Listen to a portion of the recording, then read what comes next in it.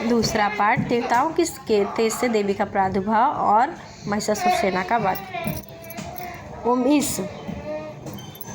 मध्य चरित्र के विष्णु ऋषि महालक्ष्मी देवता उत्कृष्ट छंद, शाकंभरी शक्ति बीज, दुर्गा बीज, वायु तत्व और यजुर्वेद स्वरूप है। श्री महालक्ष्मी की प्रसन्नता के लिए मध्य चरित्र के पाठ में इसका विनियोग किया गया है। मैं कमल के आसन पर बैठी प्रसन्न मुख वाली महिषासुर मर्दनी भगवती महालक्ष्मी का भजन करता हूँ, जो अपने कर कमलों में अक्षमाल, फारस, गदा, बाण, वज्र, पद्य, धनुष, कुंडिका, दंड, शक्ति, खड़ग, ढाल और शंख, घंटा, मधुपात्र, शूलपाश और शंख धारण चक्र धारण करती हूँ।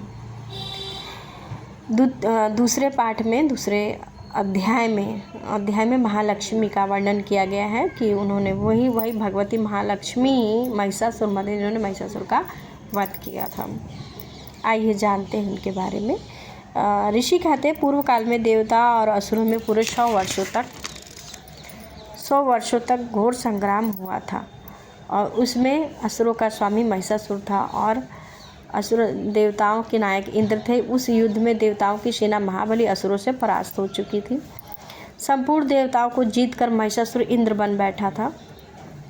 तब पराजित देवता प्रजापति ब्रह्मा जी को आगे करके उस स्थान पर गए जहाँ पर ब्रह्मा, भगवान शंकर और विष्णु विराजमान थे। देवताओं ने महिषासुर के पराक्रम और तथा अपनी पराजय का यथार्थ वृत्तांत उन दोनों देवोत्सरों को विस्तार पूर्वक कह सुनाया। वे बोले, भगवान महिषासुर सूर्य, इंद्र, अग्नि, वायु, चंद्रमा, यम, वरुण तथा अन्य देवताओं के अधिकारों को ही छीनकर स्वयं सबका ही अधिष्ठाता बन बैठा। उस दुरात्मा महिषासुर ने समस्त देवताओं को स्वर्ग से निकाल दिया है। अब वे मनुष्यों की भांति पृथ्वी पर विचर रहे हैं। हम दैत्यों की ये सारी करतूत हमने आप लोगों से कह सुनाई। अब हम आपकी शरण में आए हुए हैं, उनके वध करने का कोई उपाय सोचिए। इस प्रकार देवताओं के वचन को सुनकर भगवान विष्णु ने दैत्यों के प्रति बड़ा क्रोध किया। उनकी भयें तन गई, मुख टेढ़ा हो गया और तब अत्यंत कोप में भरे हुए चक्रपति शिव चक्रहर्ती विष्णु ने मुख से एक महान तेज प्रकट हुआ। उसी प्रकार ब्रह्मा, शंकर, इंद्र आदि अन्य देवताओं के शरीर से भी बड़ा भारी तेज निकला। वह सब मिलकर एक हो गया।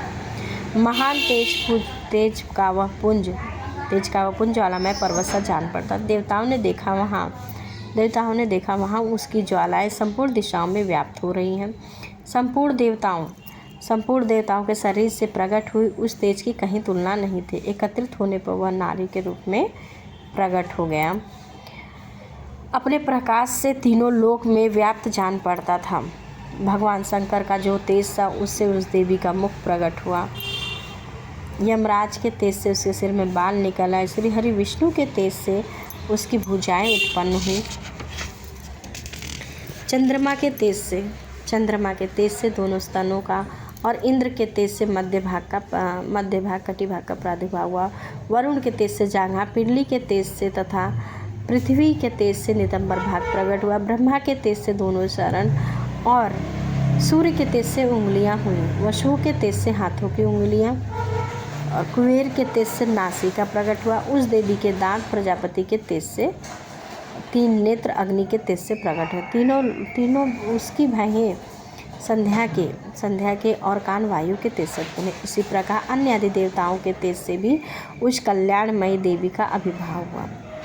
तदनंतर समस्त देवताओं के तेज पुंज से प्रकट हुई देवी को देखकर महिषासुर से सताए हुए देवता बहुत प्रसन्न हुए। पिनकधारी भगवान शंकर ने अपने त्रिशूल से त्रिशूल उत्पन्न कर उन्हें दिया। फिर भगवान विष्णु ने अपने चक्र से उत्पन्न कर उन्हें एक चक्र भगवती को अर्पण किया। वरुण ने शंख भेंट किया। अग्नि ने उन्हें शक्ति दी। वायु ने धनुष और बाण से भरे हुए 2 तरस्कर प्रदान किए। सहस्त्र नेत्रों वाले देवराज इंद्र अपने वज्र से उत्पन्न कर वज्र प्रदान किया। यमराज ने कालदंड से दंड, वरुण ने 5 प्रदा, पक्षी ने स्फटिकाक्ष की माला तथा ब्रह्मा जी ने कमंडलू भेंट किया।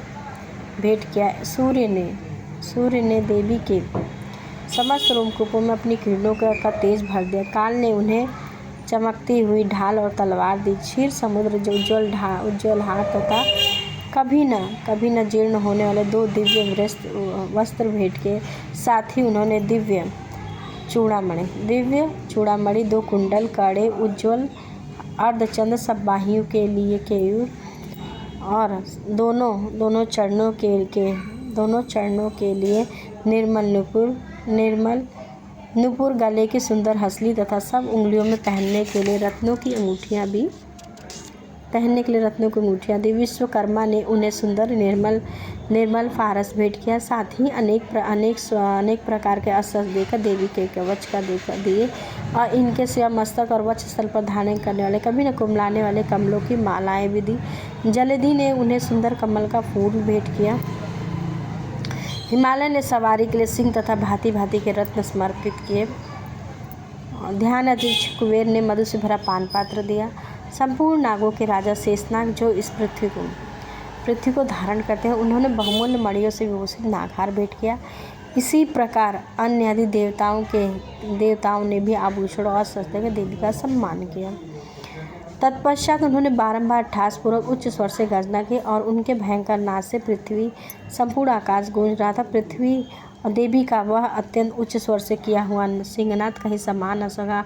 आकाश उसके सामने लघु प्रतीत होने उससे बड़े ही जोर की प्रतिध्वनि हुई, जिससे संपूर्ण विश्व में हलचल मच गया और समुद्र काँप उठे, पृथ्वी डोलने लगी, समस्त पर्वत हिल गए। उस समय देवताओं ने अत्यंत प्रसन्नता के साथ कहा, सिंहवाहिनी तुम्हारी जय हो, देवी तुम्हारी जय हो। साथ ही महर्षियों ने भक्ति भाव से विनम्र होकर उनका स्तुति किया। संपूर्ण त्रिलोकी को क्षोभग्रस्त देखकर दैत्यगण अपनी समस्त सेनाओं को कवच आदि से सज्जित कर हाथों में हथियार लेकर साहस खड़ा हो उठा और हो गए। उस समय महिषासुर ने बड़े क्रोध में आकर कहा, यह क्या हो रहा है? अतः यह क्या हो रहा है? फिर वह संपूर्ण असुरों से घिरकर उस सिंहनाद की ओर लक्ष्य करके दौड़ा और आगे पहुंचकर उसने देवी को देखा, जो अपनी प्रभा से तीनों लोगों को प्रकाशित कर रही थी। उसके चरणों के भार से पृथ्वी दबी जा रही थी। माथे का मुकुट आकाश में रेखा से खींच रही थी और वे अपनी धनुष की टंकारों सातों पतालों को क्षुब्ध किए देती थी।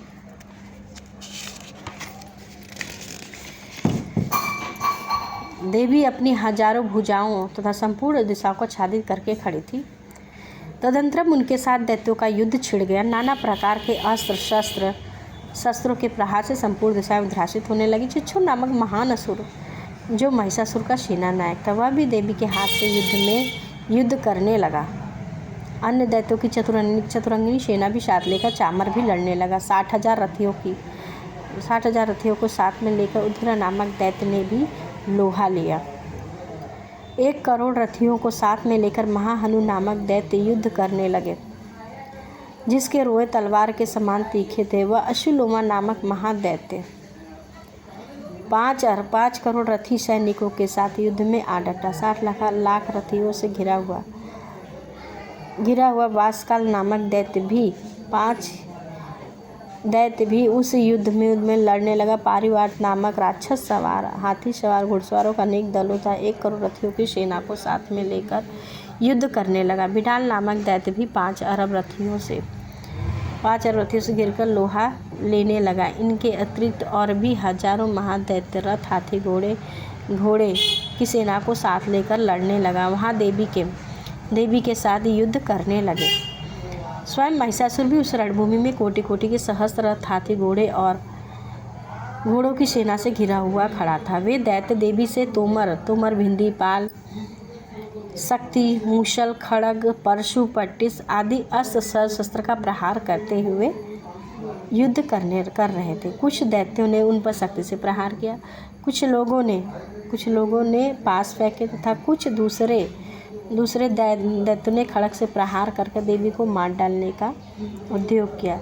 देवी ने भी क्रोध में भरकर खेल में ही अपनी अस्त्र शस्त्रों की वर्षा करके दैत्यों के समस्त अस्त्र शस्त्र काट डाले थे। उनके मुख पर परिश्रम या थकावट का अंशमान चिन्ह भी नहीं था। देवता और ऋषि उनकी स्तुति कर रहे थे। वे भगवती परमेश्वरी दैत्यों के शरीर पर अस्त्र-शस्त्रों की वर्षा करती थी। देवी का वाहन सिंह भी क्रोध में भरकर गर्दन के बालों को हिलाता हुआ असुर सेना में इस प्रकार विचरने लगा कि मानो वनों में दानव नल फैल रहा है। रणभूमि में दैत्यों के साथ युद्ध करती हुई अंबिका ने जितने निश्वास छोड़े वे सभी तत्काल 1000 गणों के रूप में प्रकट हो गए। परशु, भिंदीपाल, खड्ग तथा पट्टिस आदि अस्त्रों द्वारा असुरों का सामना करने देवी की शक्ति से बढ़े हुए गण असुरों का नाश करते हुए नगाड़ा और शंख आदि बजाने लगे। उस संग्राम महोत्सव में कितने ही गण मृदंग बजाते। तदनंतरम देवी ने त्रिशूल से, गदा से, शक्ति से, वर्षा से और खड्ग आदि से सैकड़ों महादैत्यों का संहार कर डाला। कितने ही घंटे के भयंकर नाश से मूर्छित होकर करके मार गिराया। बहुतेरे दैत्यों को पास फेंक कर धरती पर घसीटा और कितने ही दैत्य उनकी तीखी तलवार की मार से 2 टुकड़े हो गए। कितने ही गदा की चोट से घायल होकर धरती पर सो गए। कितने ही मुसल की मार खाकर मार से अत्यंत आहत होकर रक्त वमन करने लगे। कुछ दैत्य शूल से छाती फट जाने के कारण पृथ्वी पर ढेर हो गए। उस रणांगर बाण समूहों की वृष्टि से कितने ही असुर की कमर टूट गई। बाज की तरह झपटने वाले देव पीड़क दैत्यगण अपने प्राणों से हाथ धोने लगे। कितने के ही बाहें छिन्न भिन्न हो गई, कितने के ही गर्दन कट गई और कितने ही दैत्य मस्तक कट जाने पर गिरने लगे और कुछ लोगों के शरीर मध्य भाग में वर्णित हो गए। कितने ही महादैत्य के जांघें कट जाने पर पृथ्वी पर गिर पड़े। कितनों को ही देवी ने एक बाह, एक पैर और एक नेत्र वाले करके 2 टुकड़े करके चीर डाला।